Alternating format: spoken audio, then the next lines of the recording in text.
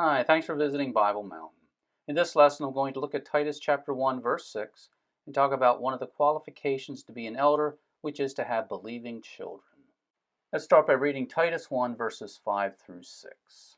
For this reason I left you in Crete, in order that you might set in order the things that are lacking, and appoint elders in each city as I commanded you.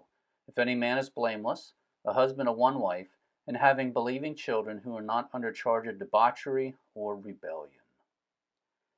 If you remember from previous lessons, Paul had been in Crete, and when he left Crete, he left Titus behind. Apparently, Paul gave Titus some verbal instructions. Later, Paul put those instructions in writing, and that is what we have in the book of Titus. One of the instructions to Titus was to set in order the things that were lacking. One of the things lacking was elders in each city. Paul listed the qualifications for elder. The first qualification is a man has to be blameless. The second qualification is a man has to be the husband of one wife.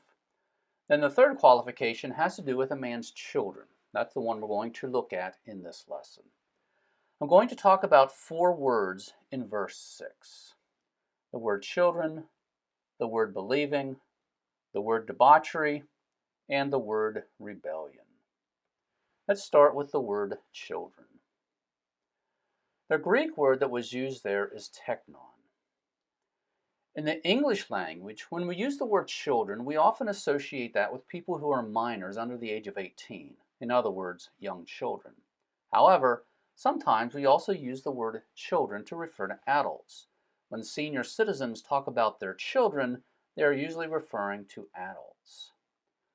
Biblical Greek is similar. The word teknon does not necessarily refer to young children. Sometimes it refers to adults. We see this in Luke 16. Jesus told a parable about a rich man and Lazarus. The rich man went through life living in splendor and had a very easy life.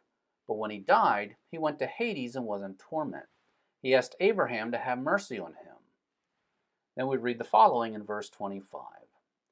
But Abraham said, "Child, remember that during your life you received your good things, and likewise Lazarus bad things. But now he is being comforted here, and you are in agony."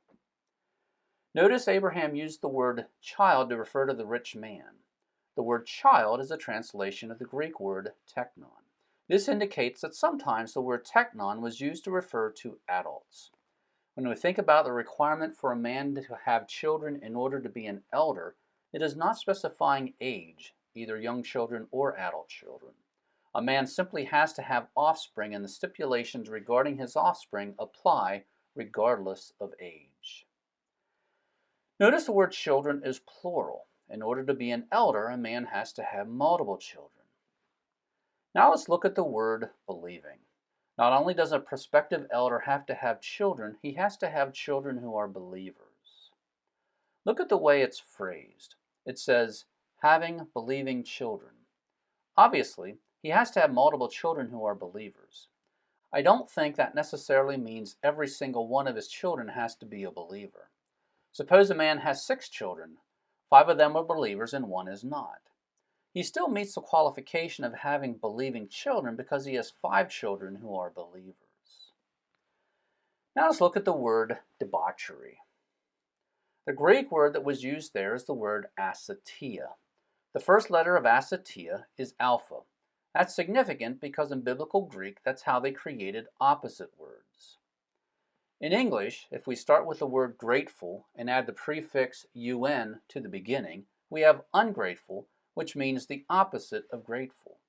In Greek, they did something similar. When they wanted to create an opposite, they added the letter alpha to the beginning of a word.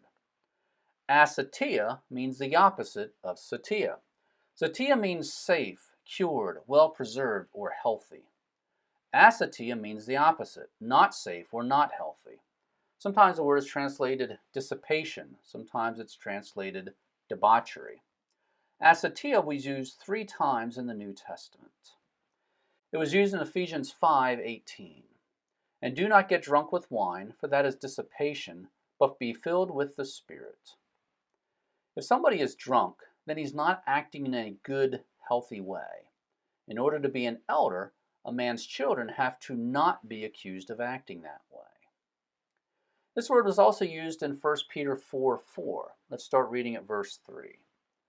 For the time already past is sufficient for you to have carried out the desire of the Gentiles, having pursued a course of sensuality, lusts, drunkenness, carousing, drinking parties, and abominable idolatries. In all this, they are surprised that you do not run with them into the same excesses of dissipation, and they malign you. The word asotia was used in verse 4 and is translated dissipation.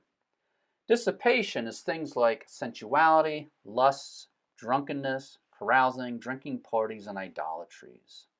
A man is not qualified to be an elder if his children engage in those activities. The last word I want to look at is the word rebellion. This is fairly easy to understand. In order to be an elder, a man has to have believing children who are not under charge of refusing to submit to those in authority. In summary, in order to be an elder, a man has to have at least 2 children who are believers and who are well behaved, meaning they live healthy, productive lives and obey authority. Let's consider some scenarios. Suppose a man has 2 children who are both believers and well behaved. Is he qualified to be an elder? The answer is yes. Suppose a man has 8 children and only 7 are believers and well behaved, while the 8th is very rebellious. Is he qualified to be an elder? Overall, this man was a good father, but the 8th child is troubling. Suppose a man has 3 children, only 2 are believers and well behaved, and the 3rd is not a believer nor well behaved. Is he qualified to be an elder? In this case, the man only had a 66% success rate as a father. That is very troubling. Obviously, when examining this criteria, it is not always black and white whether or not a man is eligible to be an elder. Ideally, every elder would have a 100% success rate with their children, but I don't think the Bible necessarily demands that. Furthermore, since we are human, no elder is going to be perfect. When dealing with unclear situations, ask whether or not the prospective elder is one of the better fathers in the congregation. If not, he probably should not be an elder. Once again, thanks for visiting Bible Mountain. If you have already joined my email list, thank you, and please forward this to someone else who would benefit from visiting Bible Mountain. If you have not joined my email list yet, please do so now. My email list is free. In order to join, go to BibleMountain.com, click on email, and that will take you to a page where you can sign up. Your email address will not be sold nor given away. Once again, thanks for visiting Bible Mountain.